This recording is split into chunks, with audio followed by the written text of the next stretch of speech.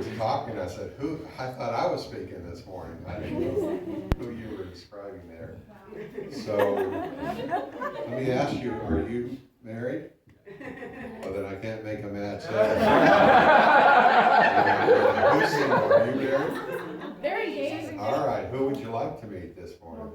She's engaged. Engaged? Yeah, she's spoken for. You get older, you lose your skill. So, wow, what an opportunity. She's single. You're single. Is there anybody here you'd like to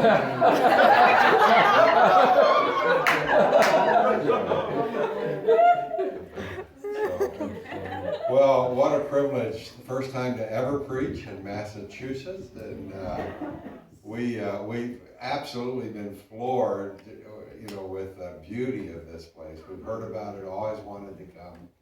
And so we left home a week ago Thursday. We came the long way. We went to Kentucky and preached. Then went to Bowling Green, where Laura Lee assisted us in the church plant there. Drove across the state of New York. My wife had never been to Niagara Falls, and so we've seen just some incredible things. But the best part of the trip was sitting with Dan yesterday, watching the University of Tennessee beat Alabama. So I knew it was going to happen because everywhere I look out here, there's orange. And that's the UT color, so I was really happy about that. So someone's already asked me about my shirt this morning. This is from the Philippines. It's called a barong, and they wear them all the time. They have everything from formal barongs. They'll get married in these. They're much fancier. They have some legs and they're white. But we were over there with some friends of the Wootons and the Crabtrees and ours, the Silvas, and I saw this and I said, I'd like one of those. And Ty started laughing at me. And I go, what are you laughing at? He said, look around. And I looked around. There's no one in the Philippines that looks this size. The Filipinos are incredibly small.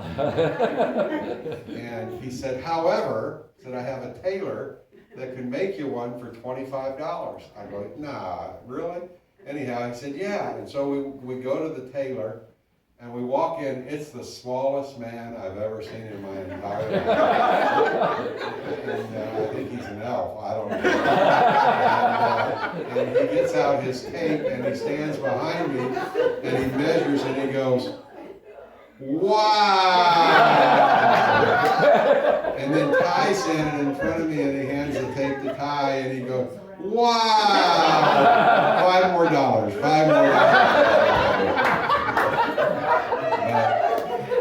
It's a great shirt. It's 15 years old. I keep wearing it. So in 2009, we pastored our last church for almost 27 years in Jackson, Tennessee. Anybody ever eat Pringles? They're from Jackson. Anybody ever drink Jack Daniels? It's from Tennessee. But we were in Barcelona preaching, and when you go to another country, they always want to know where in the States you're from. So we go Tennessee. I go Tennessee. I go Elvis Presley. And everywhere around the world, the jungles in Africa, people have known Elvis Presley. But this was a very young congregation, maybe mostly in their 20s. And they went, yeah, we kind of remember him. I go Pringles, they all know Pringles. I go Jack Daniels, oh yeah! I wonder what that missionary does, but he told me later they serve it for communion. So. But anyhow, get back here. In 2009, the church that I was pastoring, we didn't have any problems as far as division or finances or anything like that. But we were just kind of in the South, we'd say the mullygrubs. Do you all know what the mullygrubs are up here in New England? It just kind of felt blah. Just kind of felt, like, man, there's got to be more. And the church felt that. I felt that. And I was praying, Lord, you've got to speak to me. And he did. He did through a podcast from Central Bible College Baccalaureate that year. And the speaker was Dr. James Bradford. You guys were probably there. And he preached from this verse, 1 Samuel chapter 14, verse 6. Jonathan said to his young armor bearer, "Come, let's go over to the outpost of those uncircumcised fellows. Perhaps." Can everybody say perhaps? Perhaps. That's the word the Lord brought me with today. Perhaps. Perhaps the Lord will act in our behalf. Nothing can hinder the Lord from saving, whether by many or by few. And that message, how many of you know you've heard sermons and you go, "Oh, that's a good sermon," but it didn't stick. You know, you walked out. I mean, as a pastor, I've preached sermons and the next week couldn't tell you what I preached. I mean, you know what I'm saying? But there are sermons, there are times when the Lord will let something jump out of the pastor's mouth right into your heart. And you know that you've heard a word from the Lord. And I knew that God was speaking to me personally, and that after a time, God wanted me to share that with the church. And so I listened to that message over and over. I probably listened to it, no kidding, at least 20 times. We'd get in the car, and I'd pull up that podcast. And Nancy finally got so tired of hearing that, she goes, "If you play that one more time, perhaps you'll listen alone." But I knew that God had spoken to me. And so I began to study 1 Corinthians 13 and 1 Samuel 13 and 14, kind of the context of that, read everything I could. And little over three and a half months later, I stood before our church in August and I preached the message, perhaps. And at the end of the message, I challenged our church. The biggest thing we did all year long was our annual missions convention. And it always ran the second Sunday of September through the third Sunday, that full week. We bring in 4 missionaries. They'd be in like 20 different dinners during the week with people from the church. It was an incredible week of ministry. And at the end, we always took out what we called faith promises, which was where they would pray and they would say, "Lord, what do you want to give through us this next year to missions?" And then they would make a faith promise that they were going to do that. Well, that year, at the end of the message, I said, "We're going to add something. Not only are we going to receive the faith promises, we're going to take an offering of $30,000 cash." And when I said that, they all just looked at me like, "You got to be out of your mind." Because we had never taken that kind of offering for missions at one time. Church was very committed to missions, but never that size offering. And so over the next 4 or 5 weeks leading up to that time, I preached this perhaps message. I preached perhaps partners. I preached perhaps giving. I preached perhaps planning. And the Lord just gave me a whole series. It consumed me. And the week of missions came. It was a wonderful week. And that final Sunday came, and I couldn't wait for the offering. I couldn't wait. I couldn't really, to be honest, that's the only time I ever went to church wishing it was already over. Because I wanted to count the offering. I wanted to know what the offering was. Not me, I never counted the offering. So at the end of the service, we took no hype, nothing like that. We just took the offering because we preached about it and challenged people for 4 or 5 weeks by that point. And I had already been preparing the messages for the next Sunday. I say messages because I had 2 that I was preparing. One was, "We did it! Praise God!" And the other one was, "Well, look what we did. I mean, we tried. God be glorified." I mean, that's the way and I didn't know which one I was going to get to preach, you know? And so after everybody's gone, and I always would stand at the door and greet everybody and hug everybody. And that Sunday, I couldn't wait. I hug you. Get out of here. Get out of here. Because I wanted to go back to where they were counting the offering. And I did. I said, "What's the offering?" And they said, $13,000. And I, as a pastor, that's a good offering for missions. And you don't want to let your people know how disappointed you really are. So I went, "Well, praise the Lord." It sounded like Eeyore, praise the Lord. And they said, "Oh, no, we're still counting the offering." I went, "Okay. All right, I'm going to go sit in my office. Let me know." And when they came in, the offering was $36,000. Wow. Praise God. Praise God. that night, we always ended the week of convention with a banquet, a celebration dinner on Sunday night. And they came back and we had our dinner and the missionaries all talked and told funny stories. And then we called them forward and said, we're going to give you your checks now, because they'd each presented projects based on that $30,000. And we had a drum roll going, and then they shot that $36,000 up on the screen. The church went wild. The missionaries started crying because they're getting all that money. And it was just an incredible time. And every year after that, at the end of the convention, we would take another offering. And every year it would grow until the next to the last year, the offering was $67,000. And God just continued to do great things. The question that I want to ask each and every one in this room is this. When's the last time you stepped out on a perhaps? What does that mean? When's the last time you took a step of faith? When's the last time you took a risk so big that you knew that the only way you could ever see that risk become fruitful was if the Lord intervened? When's the last time?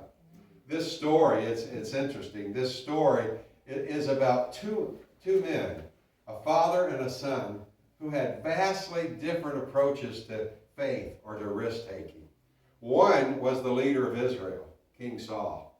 He's a man that stood physically head and shoulders above everybody else, but spiritually he wasn't near as tall as his son. In 1 Corinthians, if I say 1 Corinthians, just think Old Testament, okay? 1 Samuel, all right? And 1 Samuel, somehow I got my notes way out of whack here. In 1 Samuel chapter 14, verse 2, it says that Saul was sitting on the outskirts of Gibeon under a pomegranate tree in Migron. Now think about that. He should be leading the charge against the dreaded Philistines, their nemesis. It was like Pluto to Popeye. Was that Popeye's? No, who was it? Brutus? Brutus. That's another sermon. All right, that's I didn't have that. Pastor Crabtree didn't teach me that in school. But I mean, he should have been, but instead he's scared to death. But look at verse 1.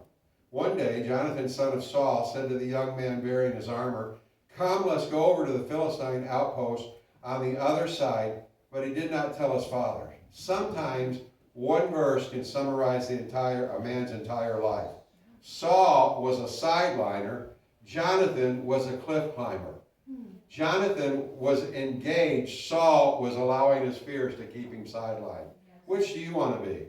A sideliner or a cliff climber? Let's look at the situation facing the Israelites. Number one, they were hopelessly outnumbered. Hopelessly outnumbered. 1 Samuel chapter 13 says the Philistines in verse 5, the Philistines mustered a mighty army of 3,000 chariots, 6,000 charioteers, and as many warriors as the grains of sand on the seashore. How many know that's a lot of people? Yes. I mean, they've got 3,000 chariots. That's like nuclear weapons to them. I mean, that's some of the greatest tools you could have in a battle. And 6,000 to man those, plus as many soldiers as the grain. We went to, where was that? York, Maine. What was the beach? Yes. York, Maine, and ate lobster. Yeah. New England lobster is better than Tennessee lobster. Yeah. They're bigger than our lobsters that are better. But we sat right overlooking the ocean, overlooking the beach, and you just go there and count all those grains of sand. That's how many Philistines there were. In other words, they're just saying there's a bunch of people.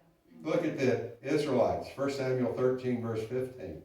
It says that Saul, when he went to gather his men, the last part of the verse says, he found only 600 were left. Wow. They were hopelessly outnumbered. Thousands against 600. But here's what I've learned. The Lord is not nearly as bothered by numbers as we are. Right. Sometimes we live by faith. We don't live by faith. We live by the numbers. Right. We look at the numbers and we calculate it and we reason it out and we try to figure it out.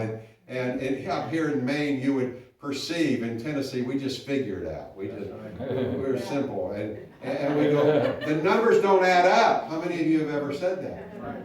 I know you're looking for a place to expand, and we walked over into the bar next, and And the numbers don't add up. You don't have enough people to pay that much more rent. But there are times when God calls you to something that the numbers don't matter. That's right. In fact, one time in the Bible, just to prove that numbers weren't that important, the Lord greatly reduced the numbers of the Israelites against the enemy. Remember in Judges chapter 7, there's 32,000 warriors, and Gideon is called to fight the enemy. And the Lord says, you got too many. If I let you go out and fight with this big army, then they'll think that they won the battle. So he says to them, you go before the people and you stand up and say, any of you that are afraid, go home. And you know what? He went to his congregation on Sunday morning, had 32,000. And when he said, all of you scaredy cats, go home, 22,000 got up and walked out. And the Lord said, you still have too many. And ultimately, he reduced it to 300 men. And 300 men won the battle. Numbers are not as important. Here's what I've learned. Stacked odds equal an opportunity for God to move. When the odds are stacked against you, what have you held back from doing because you felt outnumbered? Never, never, never let your numbers determine your vision. Wow. Never let your numbers determine your vision. In that church plant in Bowling Green, when we searched for land literally from the first few months we were there because God had blessed, and we kept outgrowing every place. In fact, we took pictures. We were in 4 places in the first 4 years of the congregation before we finally moved to our own facility. But everybody told us it's too early to buy, it's too early to build, you don't have enough strength, banks will never loan you the money.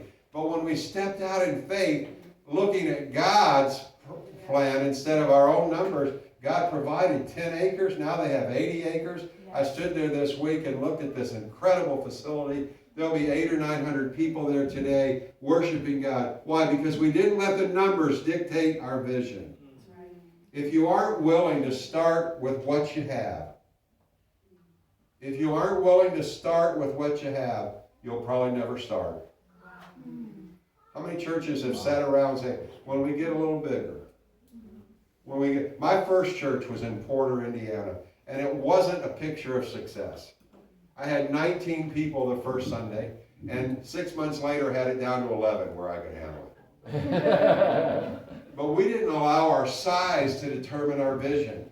And we began to do things to fix the property up. It was in total disrepair. But the biggest thing we did was step out in faith on missions. A year before we went, the total income of the church was $9,000. And 3 years later, the missions part of the giving was over $9,000. Why? Because we started where we were, with what we had.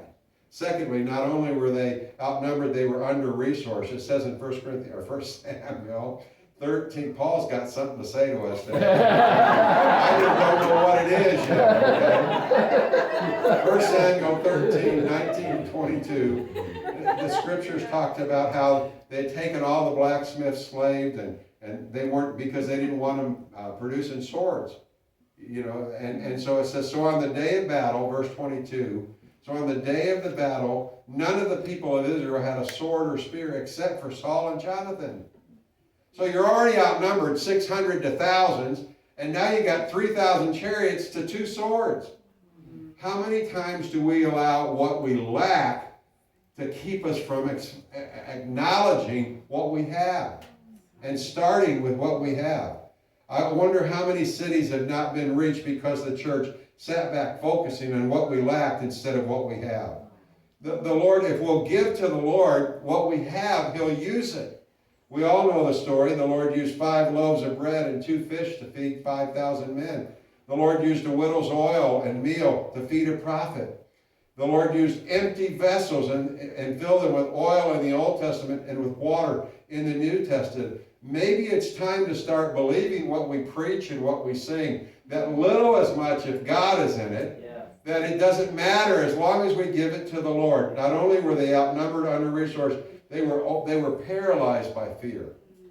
They were paralyzed by fear. 1 Samuel, hey, I got it. 1 Samuel 13, 6 through 8 talks about how the men began to hide in caves and thickets and rocks and holes.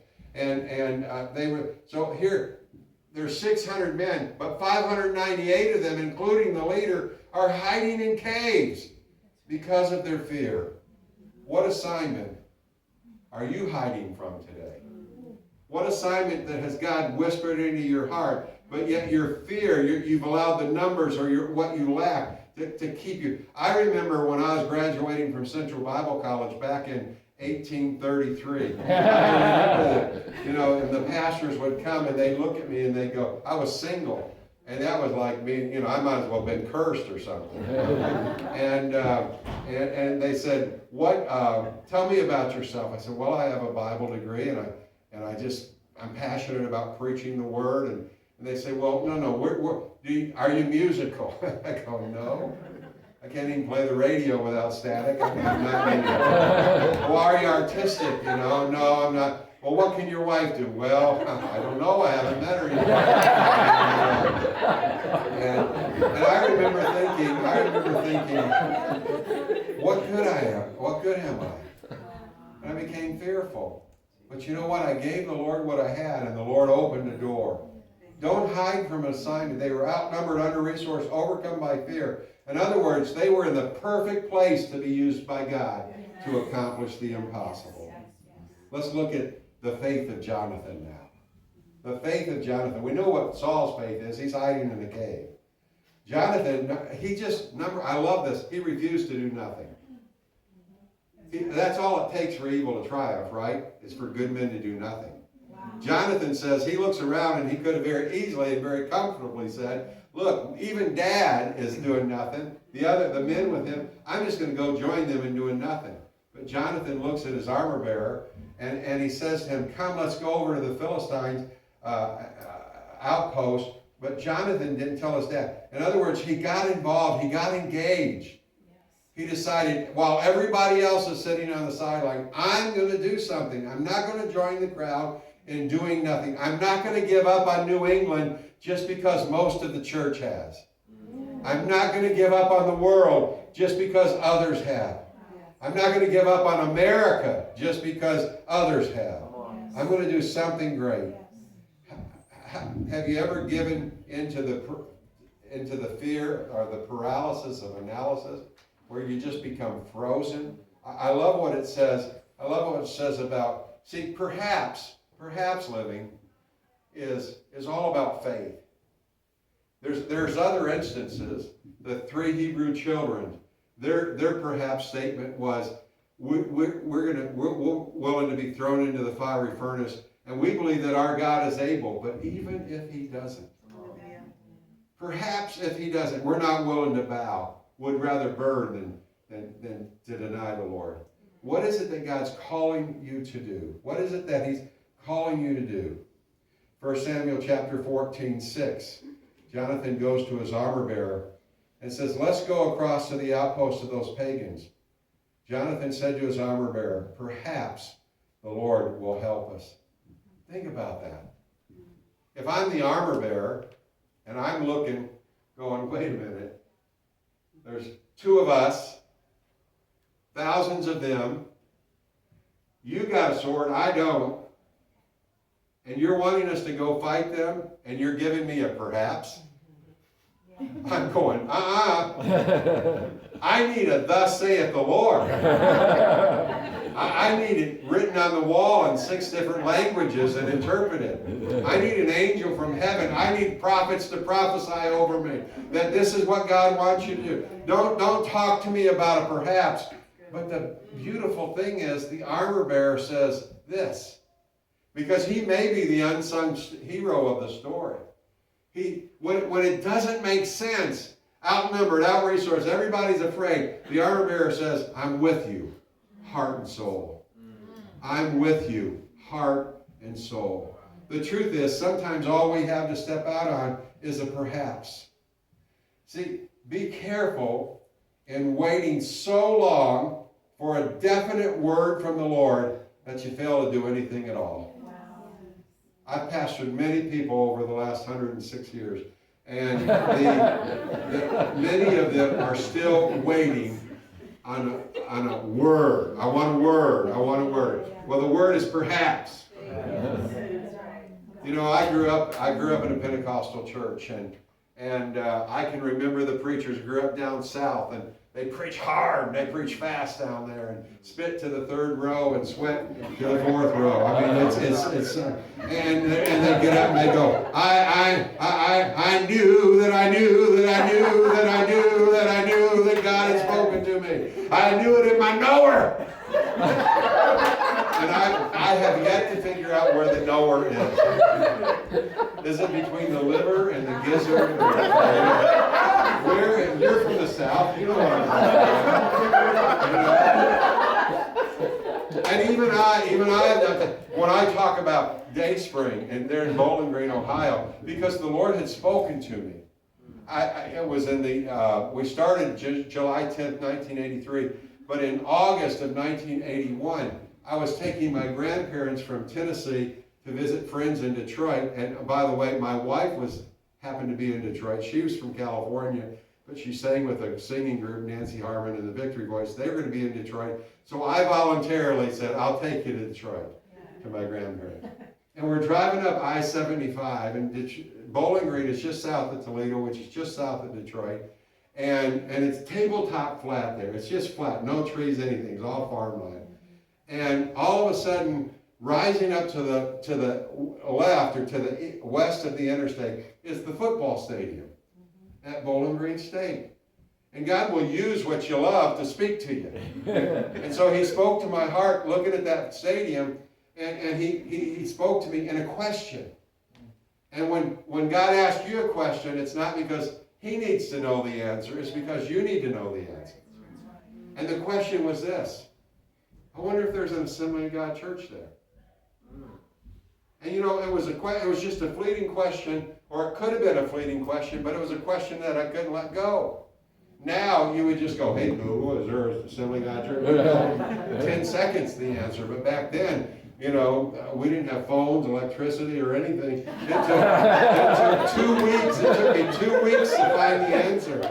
And I'm talking to John Palmer, a friend of all of ours, and I go, John, why is there no Assembly of God church in Bowling Green? He said, it's one of our target cities. The bottom line is, 2 years later, we moved there.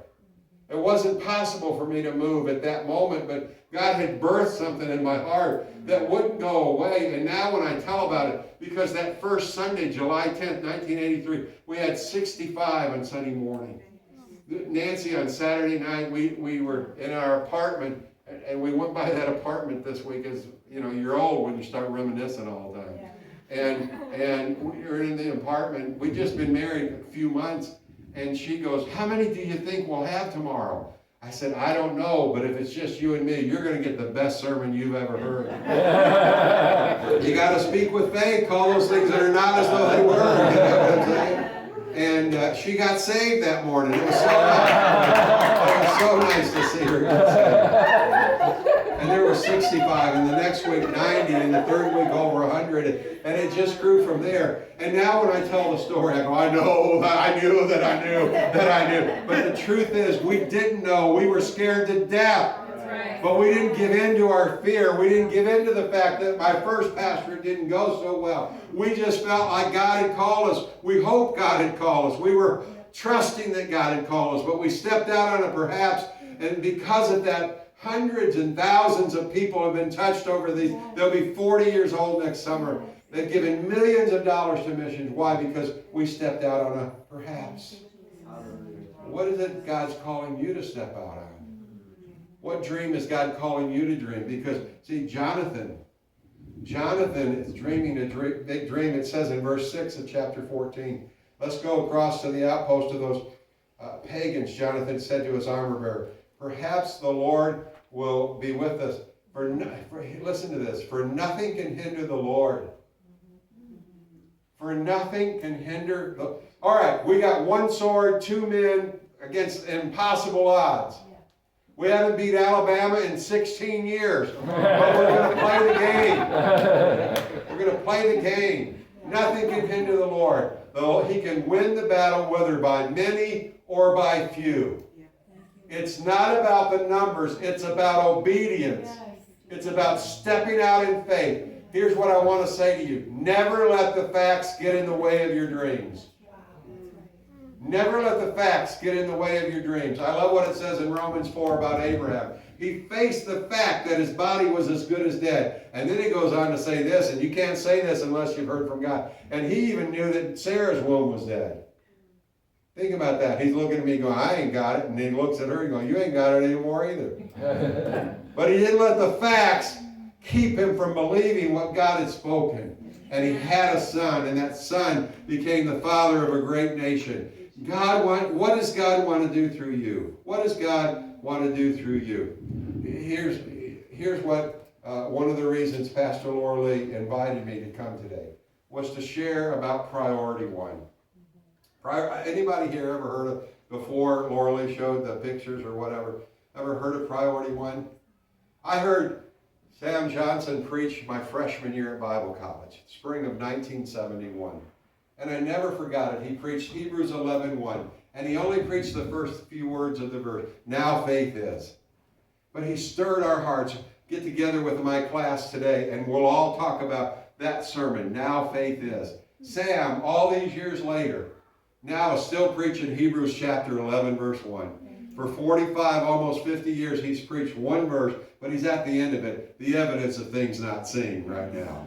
And it's powerful.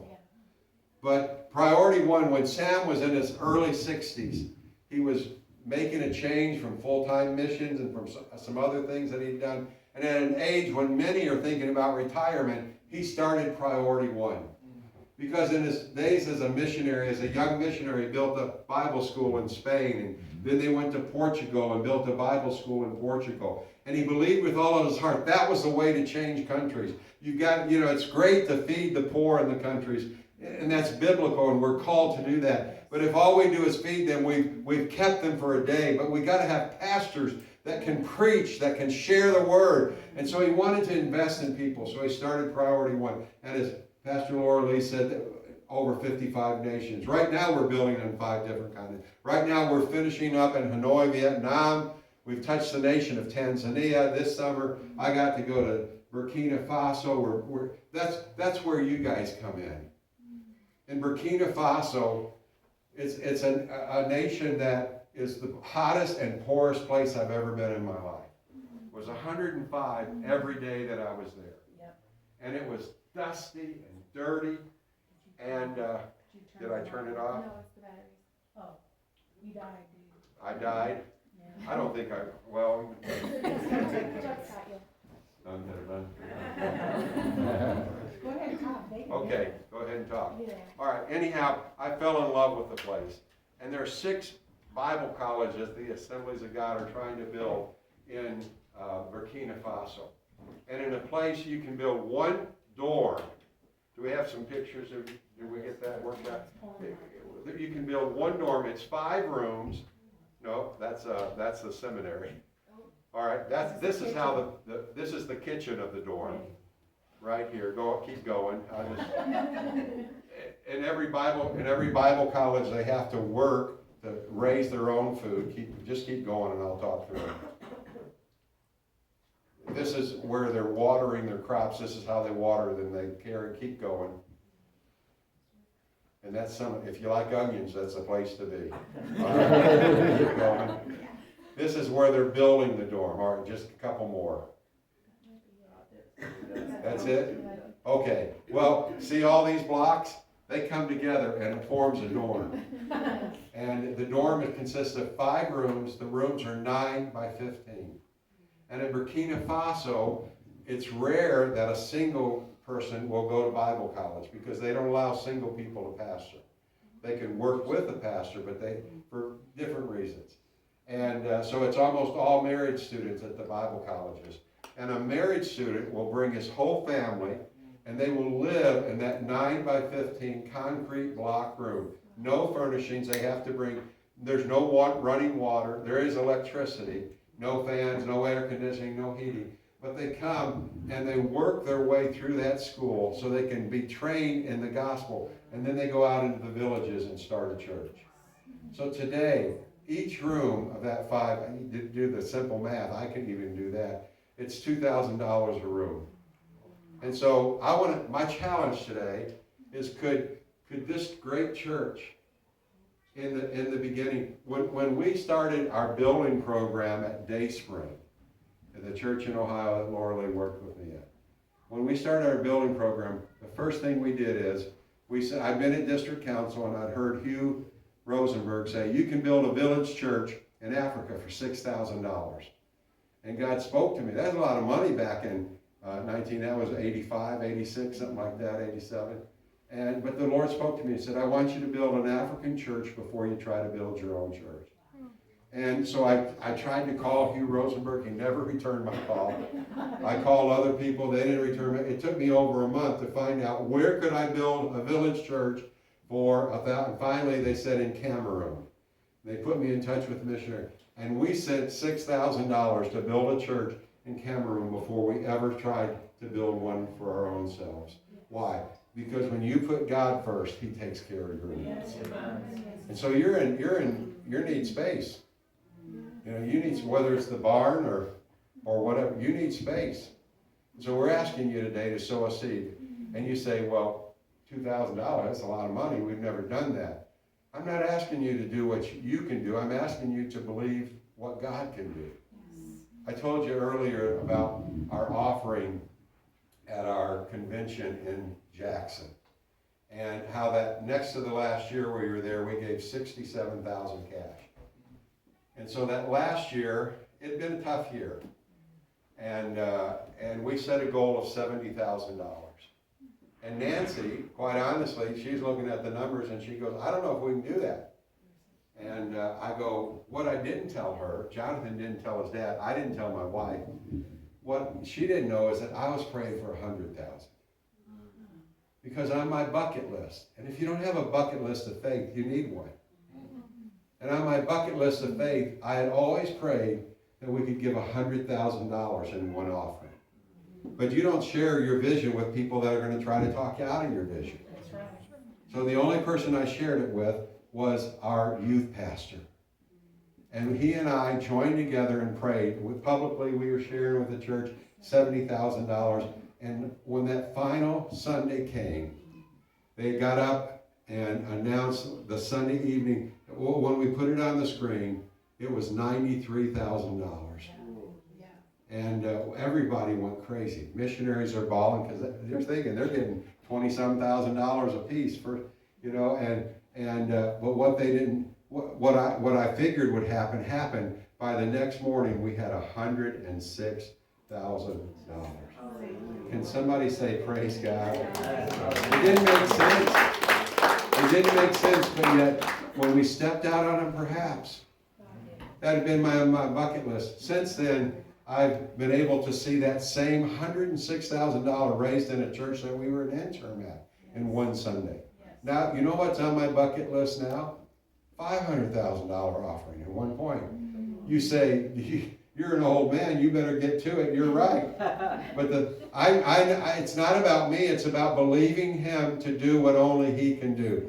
Will that ever happen? Perhaps. Yes. But I can't live